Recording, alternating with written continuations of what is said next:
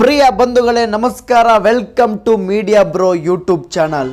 ಈಗಾಗಲೇ ಇಂಡಿಯಾದಲ್ಲಿ ಟ್ರೆಂಡಿಂಗಲ್ಲಿರುವ ಮ್ಯಾಟರು ಸುದ್ದಿ ಏನಂದರೆ Hardik Pandya, Rohit Sharma, Mumbai Indians captaincy.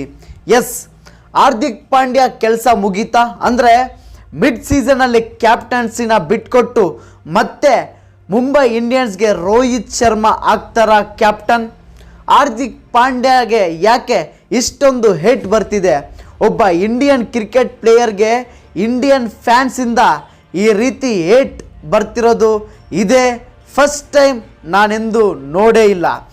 Mid season captain CSKಯಲ್ಲಿ ಜಡೇಜಾ ಕ್ಯಾಪ್ಟನ್ ಆಗಿದ್ರು ಒಂದ್ಸರಿ, ಬಟ್ ಜಡೇಜಾ ಕ್ಯಾಪ್ಟನ್ಸಿ ಚೆನ್ನಾಗಿಲ್ಲ ಅಂತ ಮತ್ತೆ ಧೋನಿನ ಕ್ಯಾಪ್ಟನ್ ಮಾಡ್ತಾರೆ CSKಯಲ್ಲಿ. ಅದೇ ರೀತಿ ಈ ಮುಂಬೈ ಇಂಡಿಯನ್ಸ್ ಇದೇ ರೀತಿ ಸೋಲ್ತಾ ಬರ್ತಿದ್ರೆ ಹಾರ್ದಿಕ್ ಪಾಂಡ್ಯನ ಕ್ಯಾಪ್ಟನ್ಸಿ ಪದವಿಯಿಂದ ಕೆಳಗಿಳಿಸಿ ರೋಹಿತ್ ಶರ್ಮಾನ, ಮುಂಬೈ ಇಂಡಿಯನ್ಸ್ಗೆ 5 ಬಾರಿ ಕಪ್ ತಂದುಕೊಟ್ಟ ರೋಹಿತ್ ಶರ್ಮಾನ ಮತ್ತೆ MI ಮ್ಯಾನೇಜ್ಮೆಂಟು ಕ್ಯಾಪ್ಟನ್ ಮಾಡ್ತಾರಾ ಎಂದು ಈ ವಿಡಿಯೋನ ಕಂಪ್ಲೀಟಾಗಿ ನೋಡಿ, ನಿಮಗೆ ಪಿನ್ ಟು ಪಿನ್ ಇನ್ಫಾರ್ಮೇಶನ್ ಸಿಗುತ್ತೆ. ಇಲ್ಲಿ ಹಾರ್ದಿಕ್ ಪಾಂಡ್ಯ ಅವ್ರ ತಪ್ಪ ಇಲ್ಲ MI ಮ್ಯಾನೇಜ್ಮೆಂಟ್ ಅವ್ರ ತಪ್ಪ ಅನ್ನೋದು ನೋಡೋದಾದ್ರೆ ಹಾರ್ದಿಕ್ ಪಾಂಡ್ಯ MI ಟೀಮ್ಗೆ ಬರೋದು ಖಂಡಿತ ತಪ್ಪೇ ಇಲ್ಲ. ಯಾಕಂದರೆ MIಗೆ ಮೊದಲು ಹಾರ್ದಿಕ್ ಪಾಂಡ್ಯ ಆಡ್ತಿದ್ದವಾಗ ಯಾವ ರೀತಿ ಬ್ಯಾಟಿಂಗ್, ಬೌಲಿಂಗ್, ಫೀಲ್ಡಿಂಗ್ ಮಾಡ್ತಿದ್ರು ನಮಗೆಲ್ಲ ಗೊತ್ತೇ ಇದೆ. ಬಟ್ ಹಾರ್ದಿಕ್ ಪಾಂಡ್ಯ ಈ ಸೀಸನ್ ಬರೋದಕ್ಕಿಂತ ಮುಂಚೆ ಹಿಂದಿನ ಸೀಸನಲ್ಲಿ GT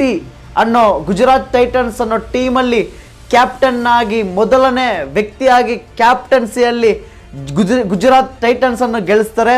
ಇದರಿಂದ ಮುಂಬೈಗೆ ಬರ್ತೀನಿ, ಬಟ್ ಕ್ಯಾಪ್ಟನ್ಸಿ ಪದವಿ ಕೊಟ್ಟರೆ ಮಾತ್ರ ಮುಂಬೈ ಇಂಡಿಯನ್ಸ್ ಟೀಮ್ಗೆ ಆಡ್ತೀನಿ ಅನ್ನೋ ಕಂಡೀಷನ್ ಇಟ್ಟಿದ್ದು ತುಂಬ ತಪ್ಪು ಅಂತಲೇ ಹೇಳ್ತೀನಿ. ಯಾಕಂದರೆ ಈ ರೀತಿ ಹೇಟ್, ಅದು ತಮ್ಮ ಗ್ರೌಂಡ್ ಫೀಲ್ಡ್ ಆದ ಅಹಮದಾಬಾದ್ ಸ್ಟೇಡಿಯಮಲ್ಲೇ ಮುಂಬೈ ಇಂಡಿಯನ್ಸ್ ಫ್ಯಾನ್ಸಿಂದ ಈ ರೀತಿ ಹೇಟ್ ಬರೋದು ಬಹುಶಃ ಹಾರ್ದಿಕ್ ಪಾಂಡ್ಯ ಕೂಡ ಊಹಿಸಿಲ್ಲ ಅನ್ಸ್ಕೊತೀನಿ.